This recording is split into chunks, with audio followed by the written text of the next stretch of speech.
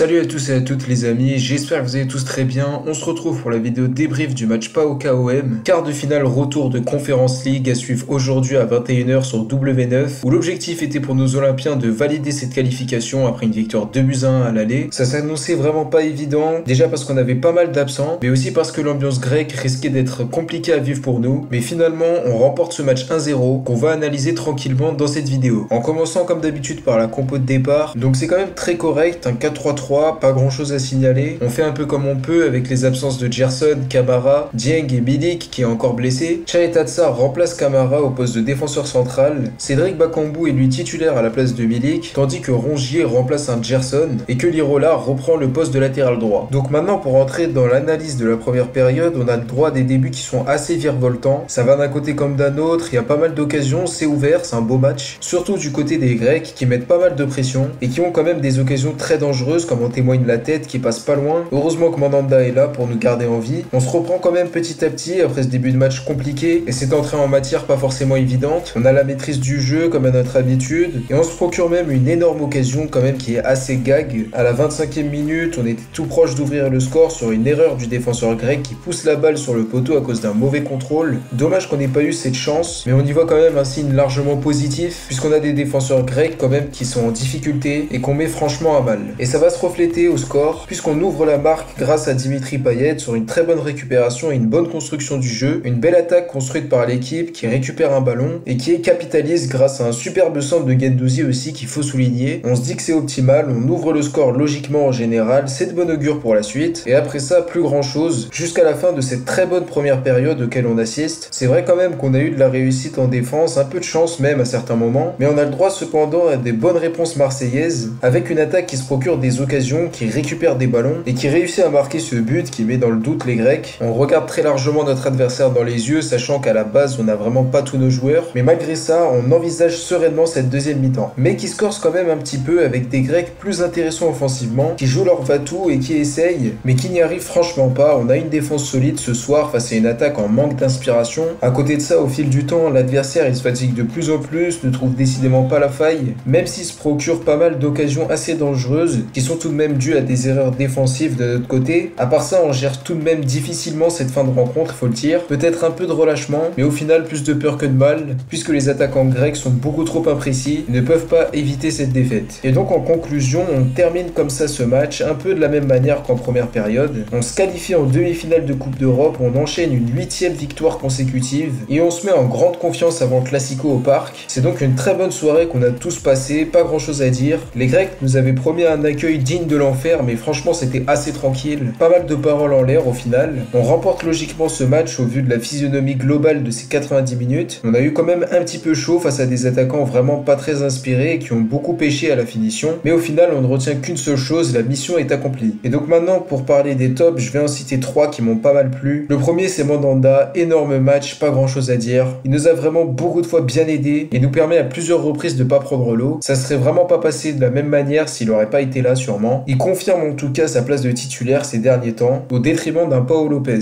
Le deuxième c'est Dimitri Payet, un peu moins inspiré que d'habitude. Faut dire aussi qu'il joue pas à son poste habituel, puisqu'évoluant en tant qu'ailier gauche, mais malgré ça il est décisif et permet à l'OM de prendre une bonne avance en première période. Chaetatsa a lui aussi fait un gros match, on a tendance un petit peu à oublier son nom, mais qu'il est important derrière. Beaucoup de récupération de balles, une très bonne qualité de relance, je l'ai trouvé au niveau, un petit peu mieux que Saliba, même responsable de 2-3 erreurs. Après maintenant en ce qui concerne les flops, j'en ai qu'un seul en tête et c'est Bakambu. Il n'est pas forcément catastrophique, mais moi il m'a pas mal gonflé devant mon écran, beaucoup de hors-jeu. Il partait vraiment pas dans le bon tempo alors que ses appels ils étaient pourtant intelligents. Bon, il aura quand même un minimum pesé sur la défense mine de rien, mais j'ai trouvé franchement que sa prestation était assez moyenne. Il confirme lui son statut de super sub mais non pas celui de titulaire. Et donc voilà les amis, c'est déjà la fin de cette vidéo, n'hésitez pas à me dire si elle vous a plu, donnez-moi votre avis sur le match. Pensez-vous que l'OM mérite sa place en demi-finale? Pensez-vous qu'on peut aller au bout de cette Conference League? On joue en tout cas le Sparta Rotterdam en demi-finale, j'ai oublié de le préciser. Bref, on se retrouve très vite pour une prochaine vidéo en tout cas. D'ici là, prenez soin de vous, c'était Kalash, ciao à tous.